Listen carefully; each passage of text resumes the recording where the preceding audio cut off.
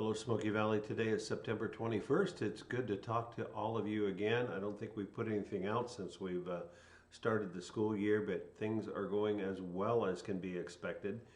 Today is day 12. Day 12 of the number of days that we've had being able to teach your kids face to face. We want to continue that all year long, and so you can ask me any day what day it is and how many count days we've had with your kids. And we do not want to go to remote or hybrid. Your kids have been doing a great job. They've been wearing their masks and doing what we asked them to do. And we've had a number of cases. We've had a number of exposures. We've had some kids quarantined. We've had some staff quarantined. But all of those situations have been exposures to outside of the school district. We have not had situations where we've had large groups exposed in the school. Our kids have been able to participate in activities. Our tennis and cross-country teams are ranked. Our volleyball team is kicking, and they're ranked 3rd in the state. Hats off to Charlene and her team.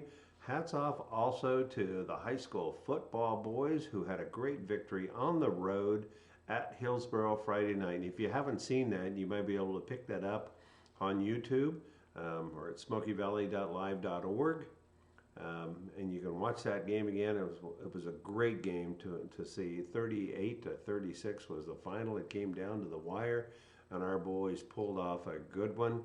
It was a nice victory to Mr. Lambert and his coaching staff.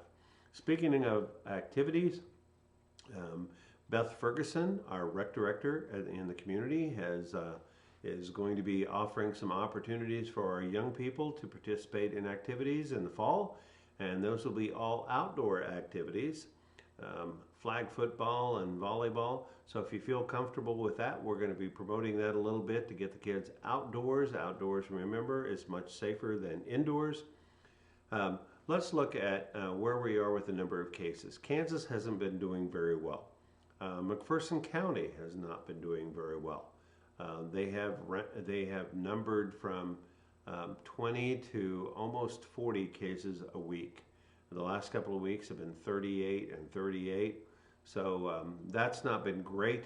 So we still have some issues out there. I mentioned that the exposures have been due to exposures outside of school. School is a pretty safe place for kids to be, and we're grateful to have them here. And we want to continue that as long as we possibly can.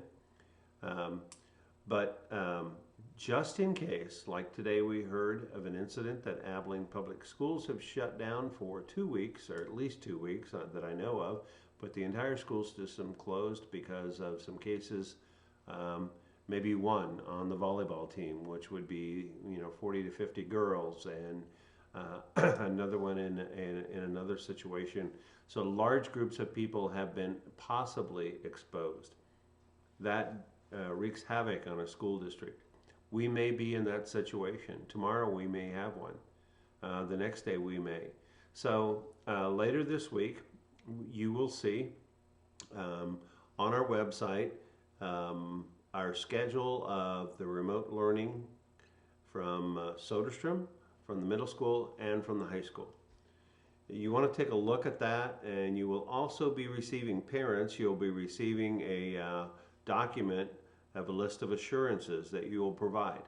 It's a pretty simple form to fill out. We're going to ask every parent to fill it out because the Kansas State Department of Education has asked that we do that, and we must have that on file if we have to go to a remote or a hybrid model, that your child is on task. You're going to provide support, and they're going to be able to connect to a teacher.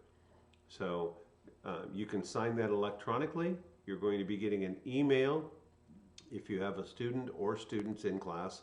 And if you have more than one, you can put them all in the same form. It'll take you less than 5 minutes to complete that. So we're going to ask you to do that just in case we get to the situation where we have to do a remote or a hybrid model. The other thing is we will be providing meals if we are a remote or hybrid. And the meals, again, will consist of breakfast and a lunch. You'll be getting more information about that if we have to go to one of those places, hybrid or remote, to provide educational services to your kids. So you'll be seeing more from us on that. That's pretty much all that I have right now. I just wanted to bring that to your attention. I promised that I would keep this 5 or 6 minutes and a nice little short document, but we thank you for all that you've done to support us. We want to keep going. Today's day 12, tomorrow's day 13, and if we ever have to shut down to go remote, we hope that it's a short time only and we bring them right back. But you need to be prepared as a family if we say that we're going to go hybrid or we're going to go remote, that you're able to watch over your children or have a plan in place for that opportunity. So we thank you for the opportunity to teach your kids. It's been a stress for all of us. I know you as parents, this is difficult, and for us as educators. We've struggled a bit, but we're glad to see your kids each and every day. Thank you and take care.